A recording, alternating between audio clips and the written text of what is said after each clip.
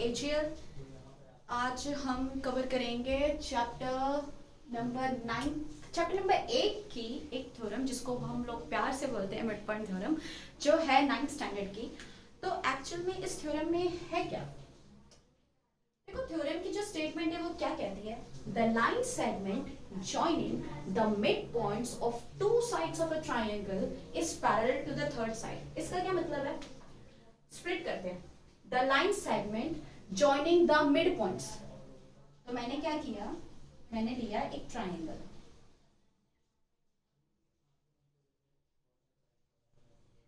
ठीक है, नेम दे दिया इसको ABC।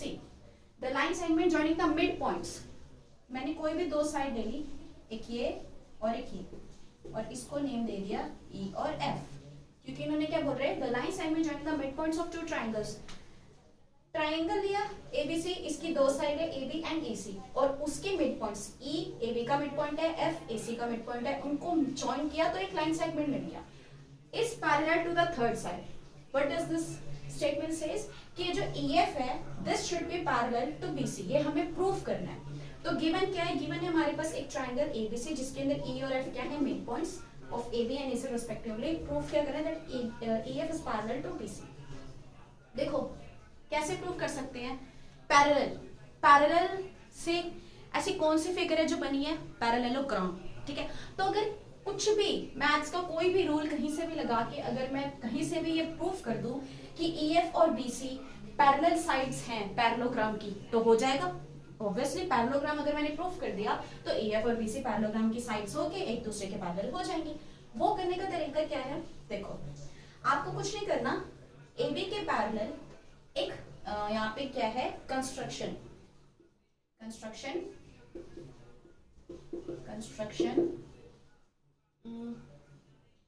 ड्रॉ, ड्रॉ, नाम दे दो, draw CD parallel to BE,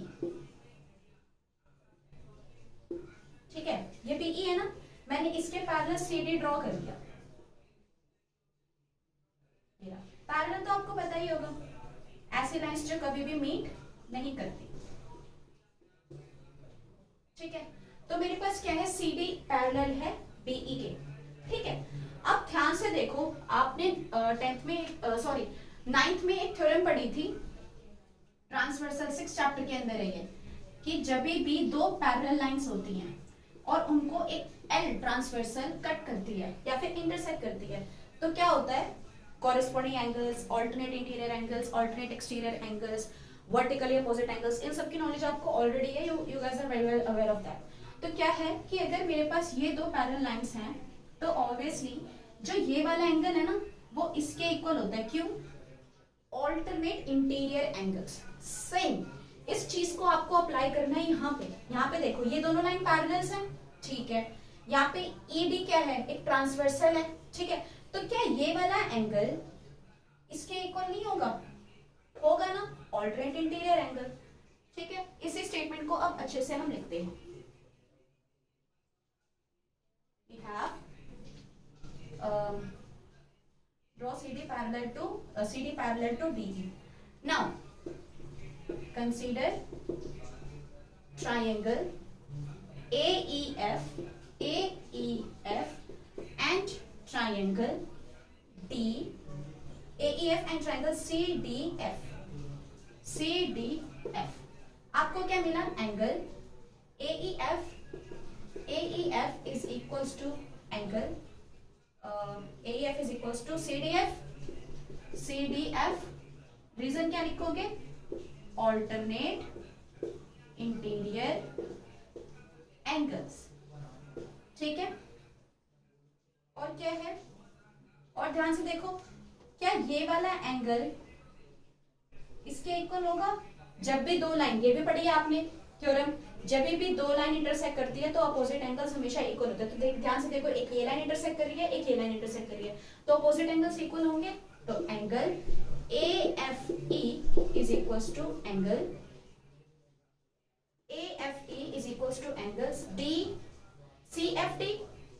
CFT vertically opposite angles. एक और देखो, ध्यान से देखो, F क्या है, F is the midpoint of AC. F is the midpoint of AC. Therefore, we have AF is equals to FC and AF equals to FC या फिर CF because C is midpoint of AC because F is midpoint of AC. Okay? अब मुझे क्या मिला यहाँ पे मुझे क्या मिला? Angle side. ध्यान से देखो, angle side. Angle therefore by angle side congruency,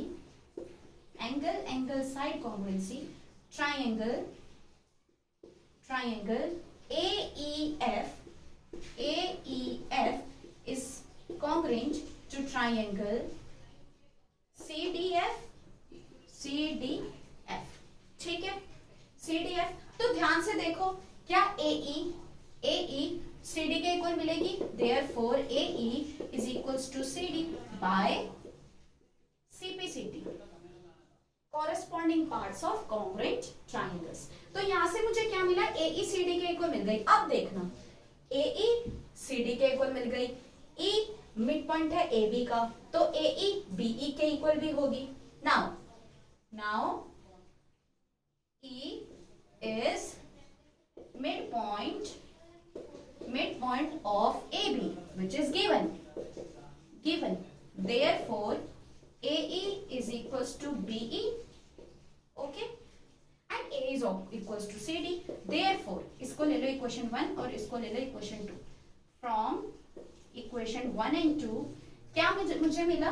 CD is equals to BE. ये मिल गया. अब देखो, CD BE के इक्वल भी होगी. Now focus on this. Now in BCDE, इस फिगर को देखना. BCDE मुझे क्या मिला? BE is equals to CD and BE is also parallel to CD by construction. हमने क्या करा था? CD को BE के पैरेलल ड्रॉ किया था. ठीक है, और हमने CD को BE के इक्वल भी दिखा दिया. तो ये तो प्रॉपर्टी किसकी होती है? कौन से फिगर की प्रॉपर्टी होती है? पैरेललोग्राम की. If opposite sides are parallel and equal then the figure obtained is parallelogram. ठीक है, तो क्या होगा? Therefore BCDE is a parallelogram. ठीक है, now since BCDE is a parallelogram, therefore ED must be parallel to BC. Therefore ED must be parallel to BC, and since ED is parallel to BC, therefore EF is parallel to BC. This implies EF is parallel to BC, which is proved. ठीक है, हमें इसको proof करना था ना. हमें EF को parallel to BC दिखाना था ना. EF को हमने पैरेलल टू BC दिखा दिया. कोई प्रॉब्लम?